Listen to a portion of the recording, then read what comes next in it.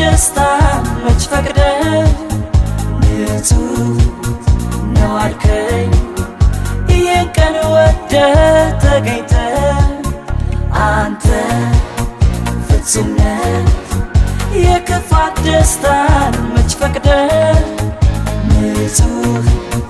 ነው አልከኝ ይህን ቀን ወደ ተገኝተ የዛሬው